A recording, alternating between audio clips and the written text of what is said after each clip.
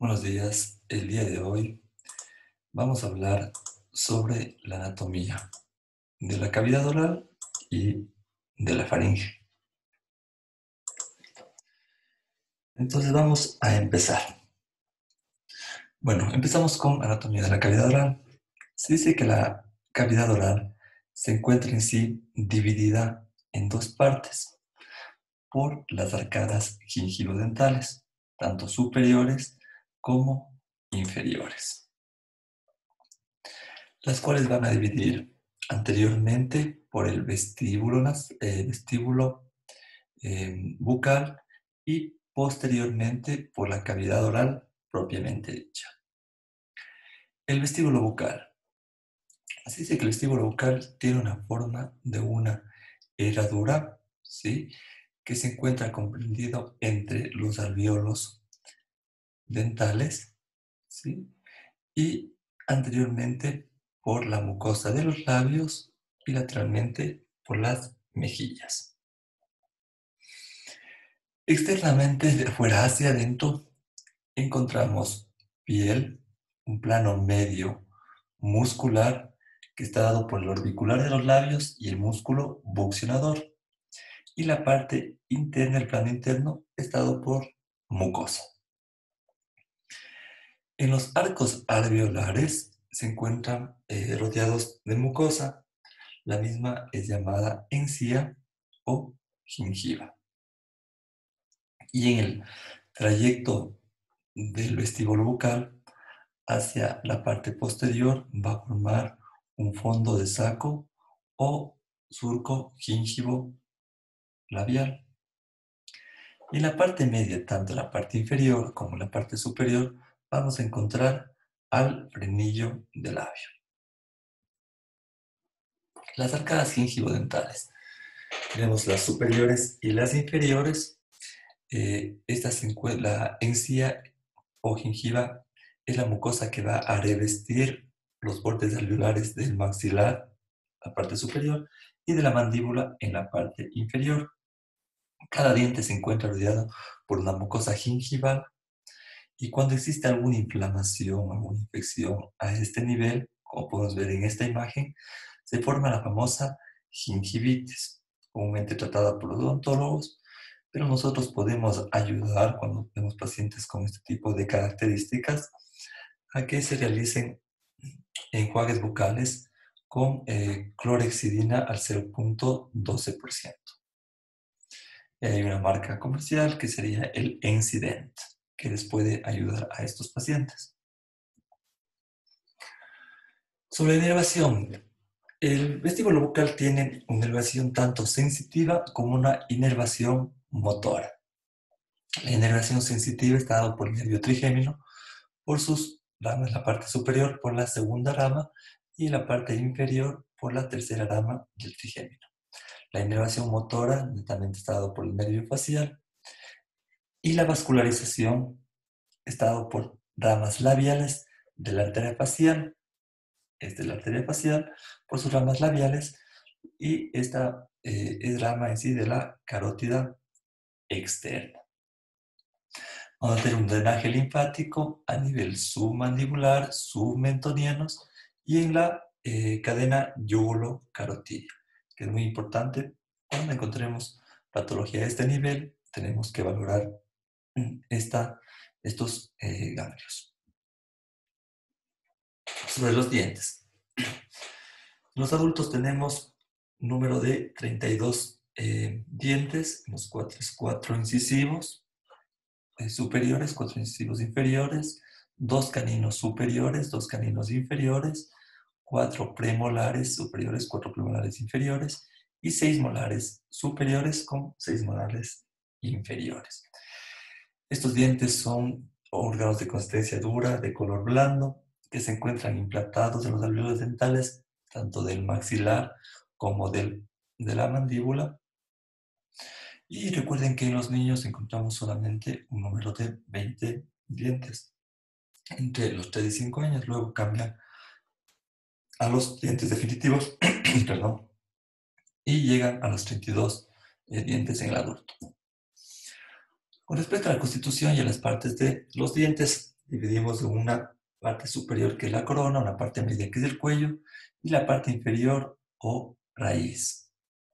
A su vez vamos a tener diferentes tipos de capas. La capa más dura y superior es el esmalte, ¿sí? Que es la que va a cubrir a la capa media que es la dentina, y dentro de la misma se encuentra una cámara pulpar en donde vamos a encontrar el nervio del diente, ¿sí? Y en la parte inferior vamos a ver el foramen apical, ¿sí? Eh, y también vamos a encontrar aquí el ligamento periodontal. Listo. Vamos ahora sí a hablar de la cavidad oral propiamente dicha. Podemos observar en las imágenes de la derecha cortes sagitales, en donde valoramos, ¿sí?, a la cavidad oral propiamente dicha. Es un corte cadavérico en donde tenemos anterior y lateralmente las arcadas dentales tanto superiores como inferiores. Vemos que el techo se encuentra formado por el paladar, 2/3 anteriores formado por el paladar duro y el tercio posterior formado por el paladar blando. Hacia atrás se va a comunicar con la orofaringe mediante el istmo de las fauces, que lo vamos a describir luego. A continuación vamos a hablar del istmo de las fauces. E inferiormente encuentra ocupado completamente por la lengua y la musculatura del suelo de la boca. Vamos a hablar de la lengua. Decimos que la lengua es una estructura que se encuentra fija, es fija a su vez y móvil. Tiene dos caras, una cara superior y una cara inferior y dos bordes. A su vez tenemos una parte en la que es fija, que es la raíz, en donde encontramos una estructura muy importante, que es la amígdala lingual. Tenemos un cuerpo que es móvil, ¿sí? Y la parte del vértice o punta de la lengua. Como podemos ver aquí, la lengua en la parte posterior se va a comunicar con la epiglotis, que es parte ya de la laringe, mediante estos pliegues glosoepiglótico medio, glosoepiglótico lateral. Tomando así aquí la valécula. También aquí vamos a encontrar la bilingual, ¿sí?, formado por las papilas circunvaladas. Y acá encontramos tanto papilas foliadas, papilas piriformes y papilas fungiformes, que son muy importantes en la lengua para distinguir los diferentes tipos de sabores. ¿Ya? Entonces aquí podemos igual ver otras imágenes de las papilas filiformes, papilas fungiformes, papilas las circunvaladas, ¿sí? ¿Ya? Y por la parte posterior detrás de la B lingual, recuerden que está ya parte de la amígdala lingual. Esto es muy importante. La lengua en la cara inferior.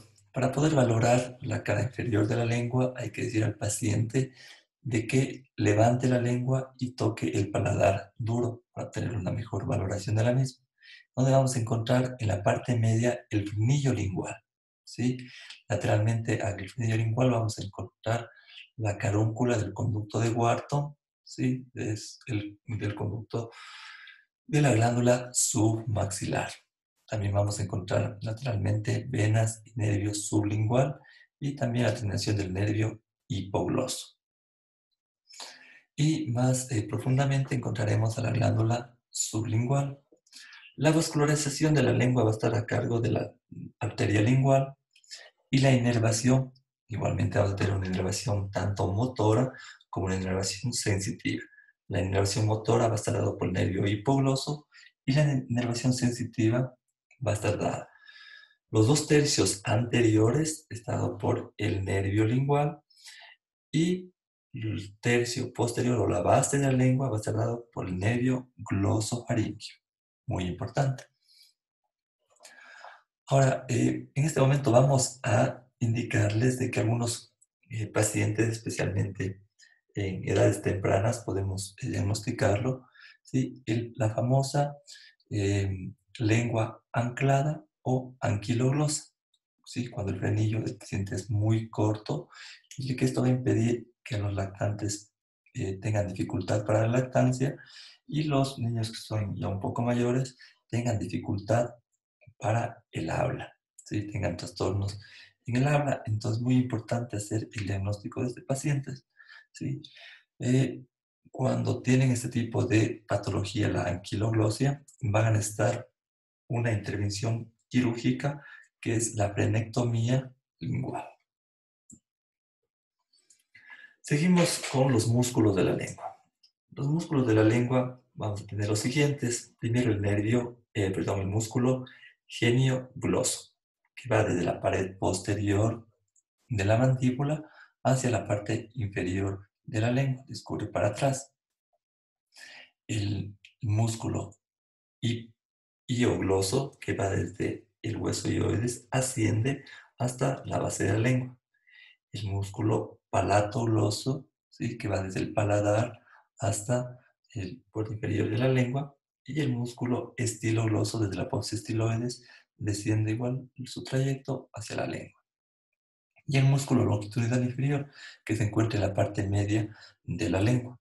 Estos son los músculos más importantes, aunque también podemos encontramos al músculo transverso de la lengua en la parte media y el músculo longitudinal superior, que en sí tienen un poco menos de importancia, pero son igual de importantes como el resto de músculos. Vamos a hablar sobre el paladar. Vemos que el paladar tiene la forma de un techo arqueado, ¿sí? Que va a separar las fosas nasales, ¿sí? De la cavidad oral. Por lo cual vamos a encontrar en la parte superior del paladar mucosa, ¿sí? Respiratoria, y en la parte inferior del paladar vamos a encontrar mucosa oral. Como ya le habíamos dicho, el paladar se va a dividir sus 2/3 anteriores en paladar duro y su tercio posterior en paladar blando.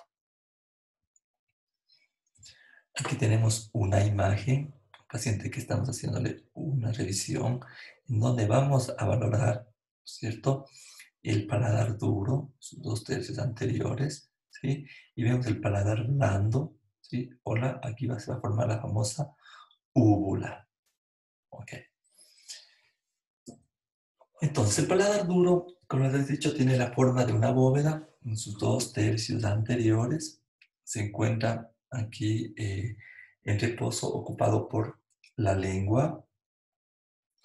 Y vamos a encontrar que está formado por las apófisis palatinas del maxilar, se unen las dos en la parte media, anteriormente y posteriormente por las láminas horizontales de los huesos palatinos.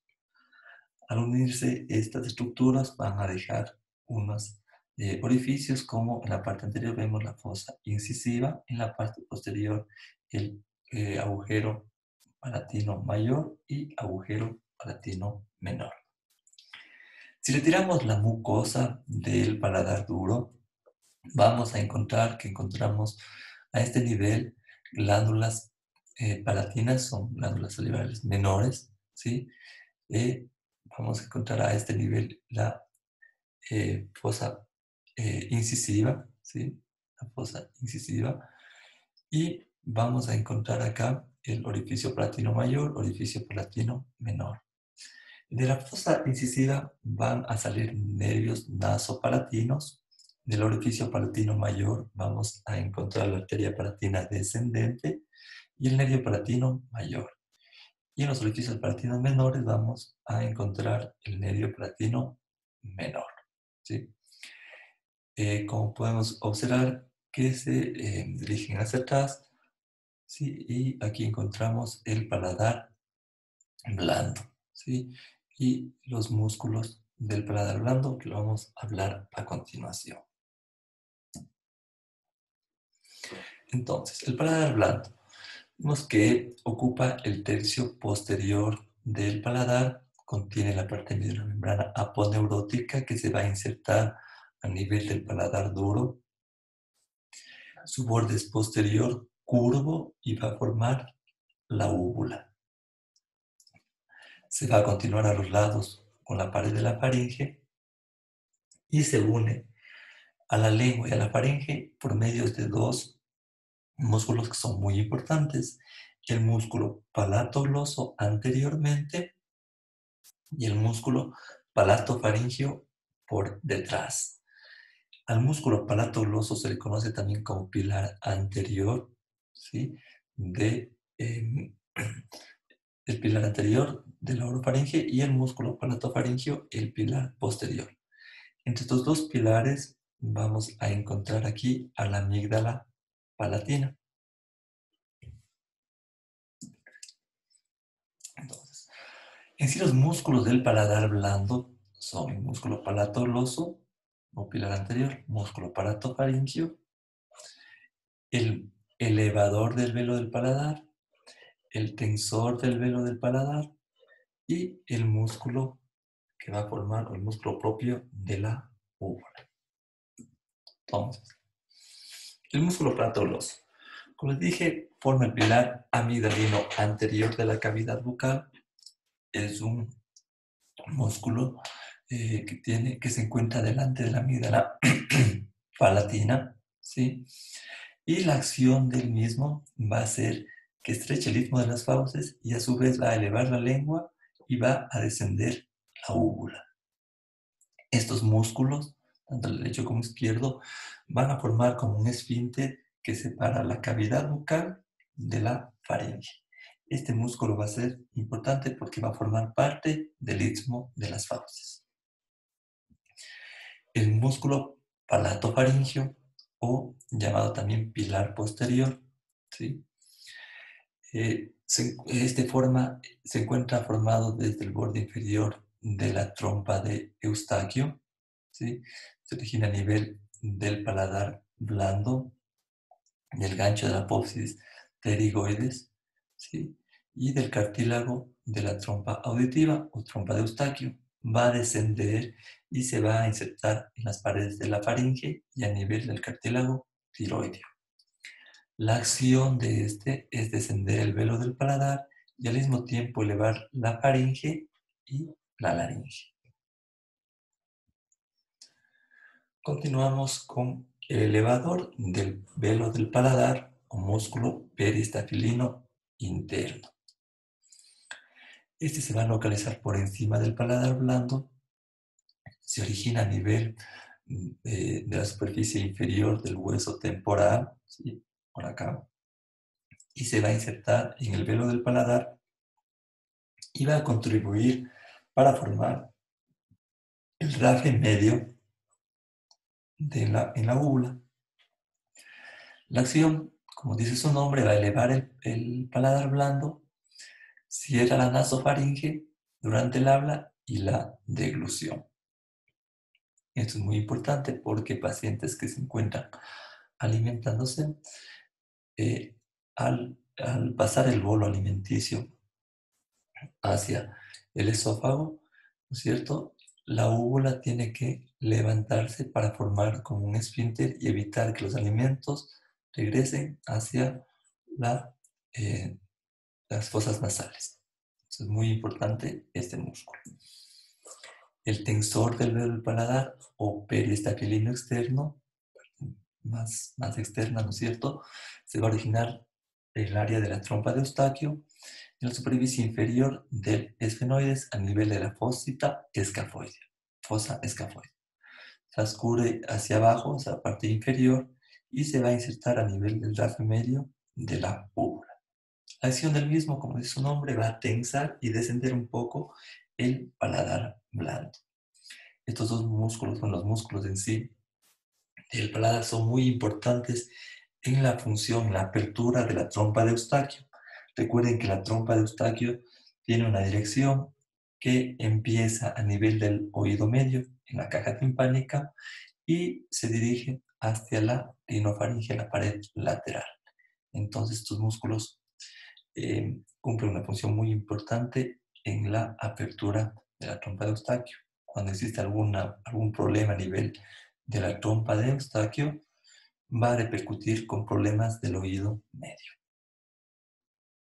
Entonces aquí, en estos gráficos, podemos un poco explicarles, ¿no es cierto?, cómo está la parte azul, nos dice cómo pasa el aire normalmente, ¿no es cierto? Puede pasar tanto por la cavidad nasal como con la cavidad oral, ¿sí? Van hasta la faringe y luego a la laringe. Esto es un paciente que se encuentra respirando tanto por, como dije, por las fosas nasales normalmente y puede entrar aire por la cavidad oral. ¿Qué pasa cuando el paciente comienza a masticar? El paciente mastica, como pueden observarlo, este momento el paciente respira normalmente por las fosas nasales, ¿sí? Al masticar uno respira normalmente por las fosas nasales y vean cómo la epiglotis se encuentra abierta y pasa el aire normalmente hacia la laringe. Pero ¿qué pasó aquí? Con el velo del paladar se encuentra hacia abajo, ¿sí? Formando, ¿no es cierto?, un esfínter, evitando de que los alimentos vayan hacia atrás y tengamos problemas de la deglución.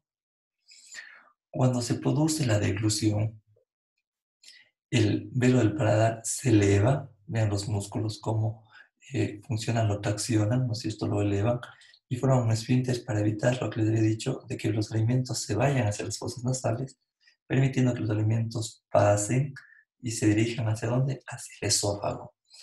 La epiglotis que se encontraba abierta se cierra al elevarse la laringe. Entonces, esto es lo que la función, un esquema, cómo funciona el momento de la deglución.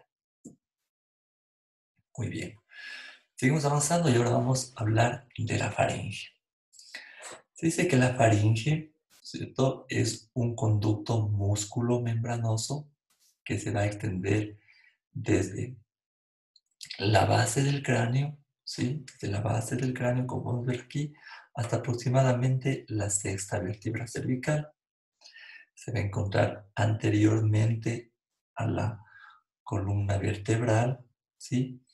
Y se encuentra por detrás, en la parte superior, por detrás de las fosas nasales, en la parte media, por detrás de la orofaringe, de la cavidad oral, perdón, y en la parte inferior, detrás de la laringe. Tiene aproximadamente 15 centímetros de longitud y transversalmente en la parte superior mide 4 a 5 centímetros y va disminuyendo gradualmente y en la parte inferior aproximadamente va a medir 2 centímetros. ¿Sí? Entonces, recuerden que les había dicho que la faringe en sí se encuentra por detrás de las fosas nasales, cavidad oral y laringe, por lo cual le dividimos en la nasofaringe, ¿sí?, en orofaringe y en laringofaringe, ¿sí?, por la relación que tiene con cada una de estas estructuras, tanto de las fosas nasales, de la cavidad oral y de la laringe. También van a encontrar ustedes divisiones en donde hablan que la laringe tiene una división craneal, en donde estaría dada por la nasofaringe y orofaringe, y una región cervical que está a nivel del cuello, que sería la laringofaringe. Pero nos quedamos con esta división: nasofaringe, orofaringe y laringofaringe. Ahora vamos a ver la importancia de cada una de estas estructuras y en dónde vamos a encontrar también estructuras importantes que debemos recordarlos para poder, cuando hablemos de patología, saber, si nosotros sabemos muy bien anatomía, en patología se nos va a hacer más fácil el diagnóstico o la sospecha de patología, ¿no es cierto? Entonces, Si este clado nasofaringe en sí tiene 6 paredes, una anterior, una posterior, una superior, una inferior y 2 laterales. Muy bien.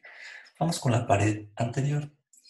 La pared anterior se encuentra comunicada con las fosas nasales.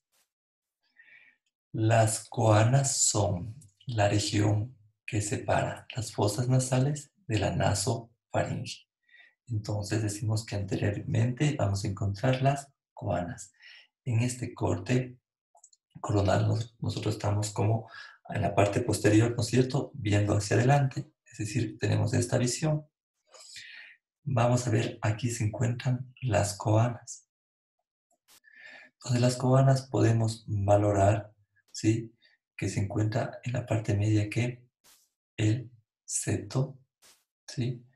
Y acá podemos observar que encontramos los cornetes inferiores y cornetes medios, ¿sí? Esta es la pared anterior. La pared posterior y superior en sí son continuas, como podemos observarlo aquí. Entonces sería una pared postero superior, porque se continúan, ¿sí? Se encuentran relacionadas con ¿qué? Con la porción basilar del hueso occipital, ¿sí? Y la membrana atlanto-occipital, ¿sí? Membrana atlanto-occipital. Aquí vamos a encontrar una estructura muy importante que es la famosa amígdala faríngea, ¿ya? O las adenoides, también conocida como adenoides. Entonces recuerden cuando preguntemos o consultemos en dónde se encuentran las adenoides, se van a encontrar en la pared postero superior de la nasofaringe, ¿sí? Esto es muy importante porque cuando existe crecimiento de estas adenoides que pueden obstruir la respiración nasal, ¿no es cierto? Porque obstruyen completamente a la nasofaringe. Perfecto. No se olviden de este dato, importantísimo. Vamos a hablar de las paredes laterales de la nasofaringe. Entonces aquí tenemos un corte sagital cadavérico, ¿no es cierto? Les habíamos dicho que en la parte posterior superior a este nivel se encontraban las famosas adenoides. En la pared anterior encontrábamos la coana, ¿cierto? Ahora vamos a hablar sobre la pared lateral, en donde encontramos al orificio de la trompa de Eustaquio, ¿sí? El orificio de salida de la trompa de Eustaquio. Este orificio se encuentra rodeado por un relieve formando el rodete tubárico. Rodete tubárico. Y por detrás del rodete tubárico encontramos la fosita de Rosemuller. ¿Okay?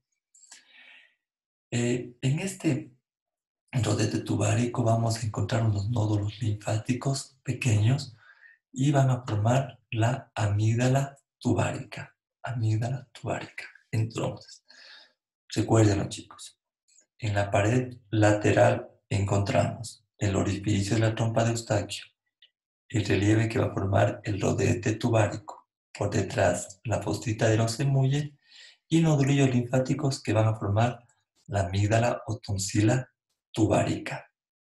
Perfecto.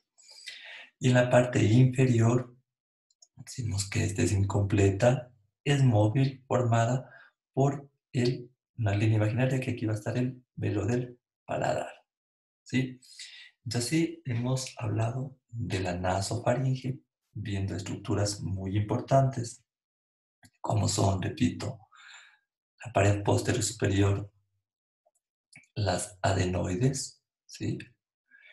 En la pared lateral, el orificio de la trompa de Eustaquio, el rodete tubárico, la fosita de Rosemuller y la amígdala tubárica.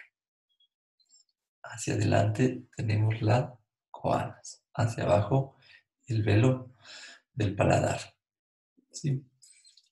Y recordar de que se encuentra la pared posterior superior también en contacto con la porción basilar del hueso occipital.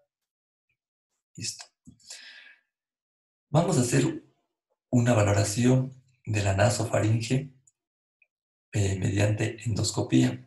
A ver, si nosotros tenemos a un paciente que queremos valorar esta parte de acá, ¿no es cierto?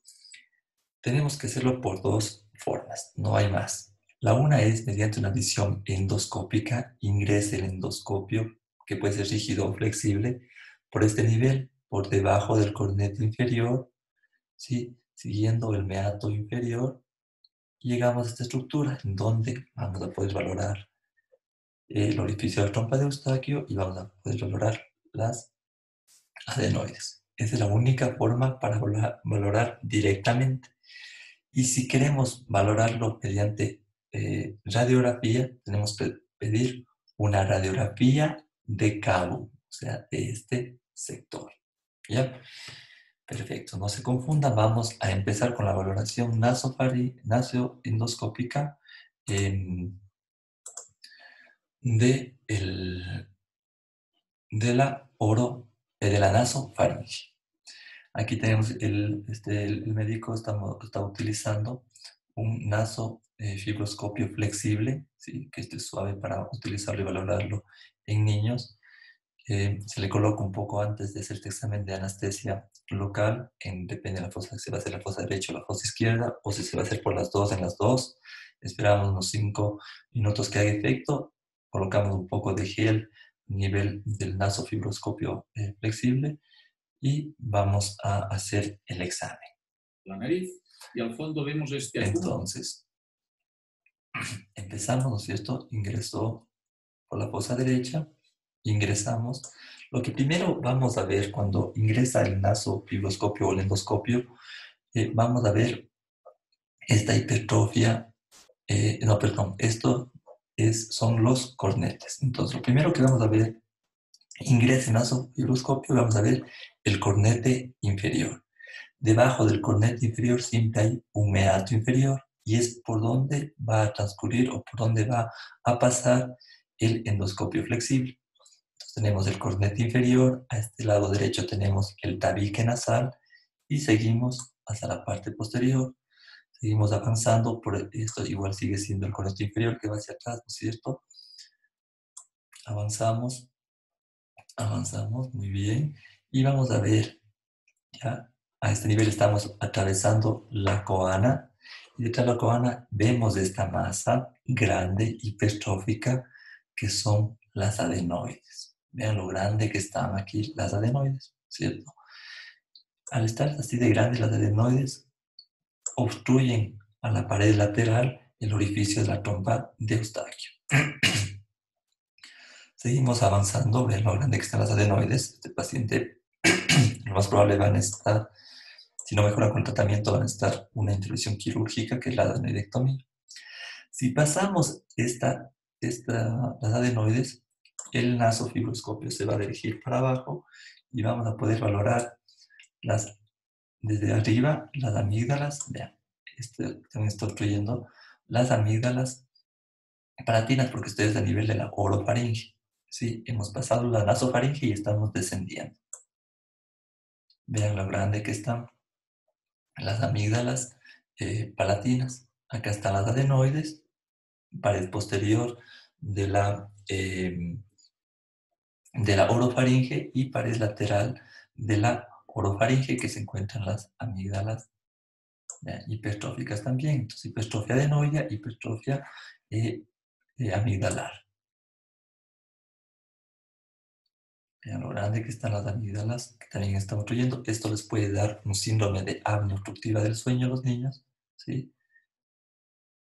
Si seguimos pasando, seguimos descendiendo, vamos a ver más abajo que era nasofaringe, orofaringe y más abajo vamos a encontrar a la laringofaringe. Vean, ¿cierto? Aquí estamos pasando la orofaringe y podemos ver más acá abajo iniciando la laringofaringe. Esta es la epiglotis y acá abajo encontramos a la laringe.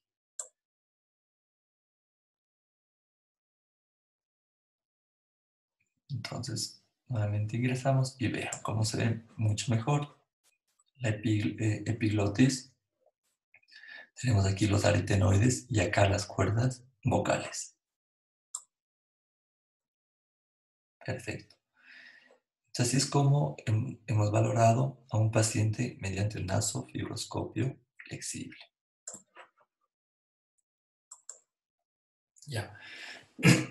Entonces, ¿qué hicimos en la imagen anterior? Recorrimos con el nasofibroscopio flexible, esto es un endoscopio rígido que también se puede valorar. ¿Por qué valoramos con el rígido? Porque tenemos una mejor visión de las estructuras, mientras que el nasofibroscopio flexible es menos doloroso, y nos permite llegar de la mejor manera, recorrer el meato inferior, recuerden es el corneta inferior. Debajo está el meato inferior, recorrimos todo esto y llegamos a estas estructuras. En un paciente que no tiene hipertrofia adenoidea, hagan cuenta que hemos recorrido esto y vemos esta imagen.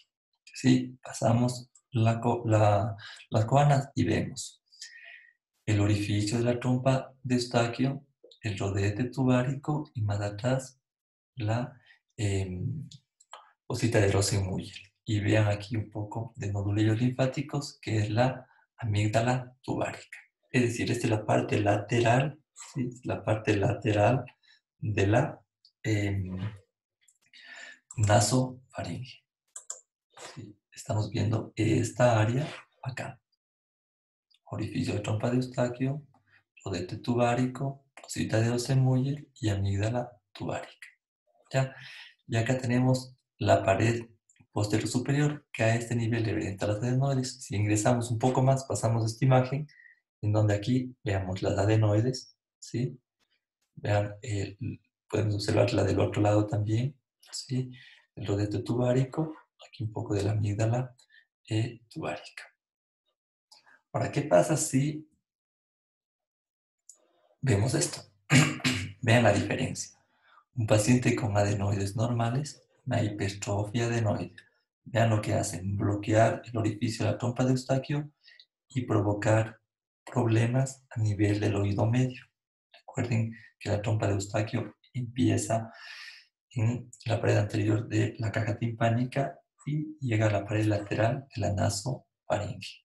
Esto es muy importante, quiero que lo recuerden porque en patología vamos a hablar de esto y las repercusiones que pueden traer la hipertrofia adenoide.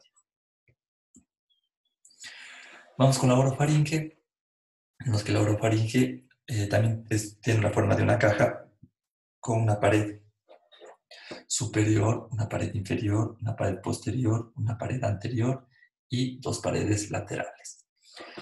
La pared superior, ¿no es cierto?, es el límite, es el velo del paladar, ¿sí? Igual es móvil en la pared superior. La pared anterior vamos a encontrar la cavidad bucal, ¿sí?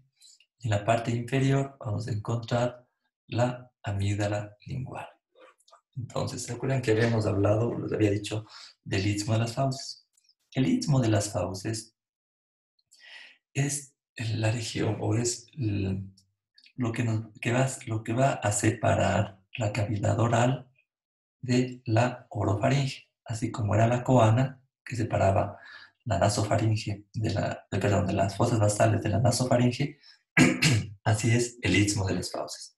Separa la cavidad oral de la orofaringe.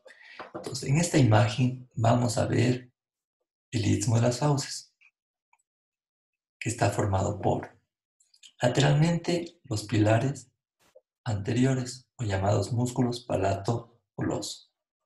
Está formado por la úvula y en la parte inferior está formado por la base de la lengua, ¿sí? Entonces, esto quiero que les quede muy claro, chicos. A ver si tenemos acá.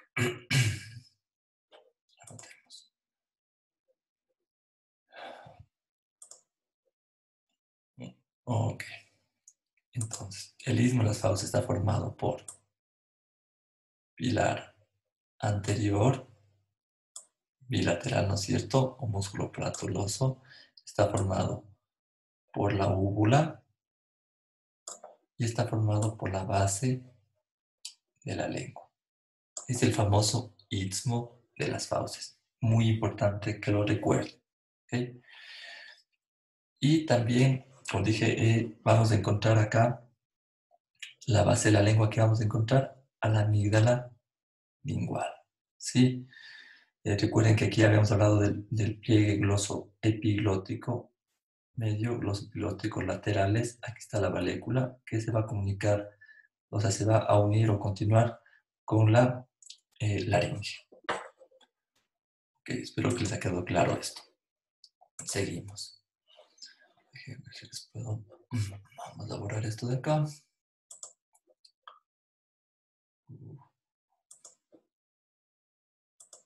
Listo. Ok.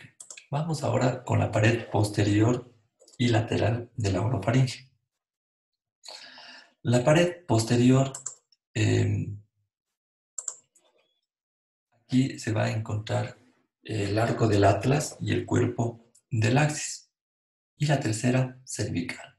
Entonces, el atlas, el axis y la tercera, cervical. Y por delante de esta va a estar, ¿no es cierto?, cubierto por mucosa. Muchas veces encontramos a este nivel folículos o nodulillos linfáticos, que en una faringitis crónica podemos encontrar una hipertrofia de estos nodulillos, ¿ya? Y lateralmente encontramos a los pilares del velo del paladar, ¿no es cierto? Pilar anterior, pilar posterior y las amígdalas palatinas, ¿sí? Entonces, pilar anterior, pilar posterior, amígdalas palatinas de la pared lateral del orofaringe, ¿sí? Aquí hemos quitado las estructuras y tenemos músculo palatoloso, músculo palatofaringio y aquí donde estaba la amígdala, el lecho amigdalar, ¿sí? Si le quitamos la amígdala, encontramos el lecho amigdalar. Vean cómo una amígdala es muy vascularizada, por eso cuando hacemos una amigdalectomía hay que tener mucho cuidado por la gran irrigación que existe a este nivel. Y por último, la laringofaringe. Se dice que anteriormente, por supuesto, va a estar, ¿no es cierto?, contactado con la laringe, como podemos ver aquí, ¿sí? Aquí tenemos la epiglotis, tenemos los cartílagos aritenoides, tenemos el cartílago tiroideo, ¿sí? Y el cartílago cricoideo, anteriormente. Por debajo se va a continuar ¿con qué? Con el esófago. Lateralmente vamos a encontrar estas dos depresiones, ¿sí? Que son los recesos piriformes. Ya es muy importante porque el bolo alimenticio viene por este nivel y pasa hacia el esófago. Cuando pacientes que estén ingiriendo pescado muchas veces, los huevos de pescado suelen insertarse a nivel de los recesos piriformes. Entonces, cuando pacientes vienen, tenemos que realizar una extracción de estos cuerpos extraños. No tenemos que hacer una laringoscopía, que ya lo veremos después a futuro, y valorar si se encuentran los huesos a este nivel. Recuerden, cuando tengan un cuerpo extraño y sospechen de un hueso, no pidan radiografía porque no lo vamos a observar. Hay que hacer una laringoscopía, ¿sí? Eso es importante ya cuando hablemos de cuerpos extraños. Y posteriormente, por supuesto, tenemos la cuarta, la quinta y la sexta vértebra cervical, ¿sí? Entonces, son los músculos de la faringe.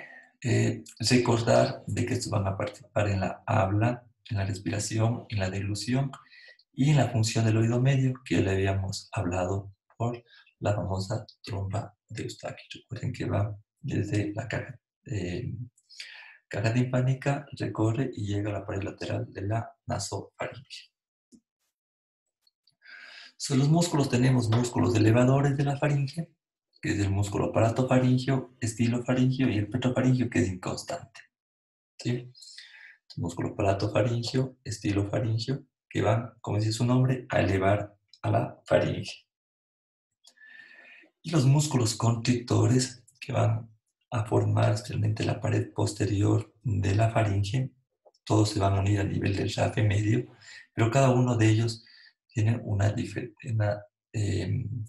diferente iniciación. Es decir, el músculo constrictor superior se inicia a nivel del occipital, el músculo constrictor medio a nivel del hueso hioides, como podemos ver aquí, y el músculo constrictor inferior a nivel del cartílago tiroideo, como podemos ver a este nivel. Y todos descubren sus ramas, ¿cierto? Sus ramas, sus fibras, perdón, sus fibras se van hacia la parte media y se van a unir en el rafe medio, ¿sí? Entonces, muy importante. Y su función, pues, es con la constricción de la faringe cuando es necesario. Y por último, la irrigación. Decimos que está dado principalmente por la rama de la carótida externa, ¿sí? La cual va a dar la maxilar interna, que va a dar la palatina descendente. La arteria facial, que va a dar la palatina ascendente, la arteria lingual y la faringe ascendente. Como les dije, tiene la faringe una importante irrigación, ¿sí? Muy importante que lo sepan, especialmente cuando se hace amidalectomía, de tener mucho cuidado, porque una de las principales complicaciones de la amidalectomía es la hemorragia o el sangrado. Y la inervación, tenemos igual una inervación motora y una inervación sensitiva. La inervación motora dado por el nervio hipogloso, que va a ayudar principalmente en la deglución y en menor medida en la parte fonatoria. Y la inervación sensitiva dada por el nervio lingual y el nervio glosofaríngeo. Listo, chicos, esto sería la clase del día de hoy. La siguiente clase vamos a continuar con lo que es la fisiología y lo que es la semiología de la faringe. Cuídense, un buen día.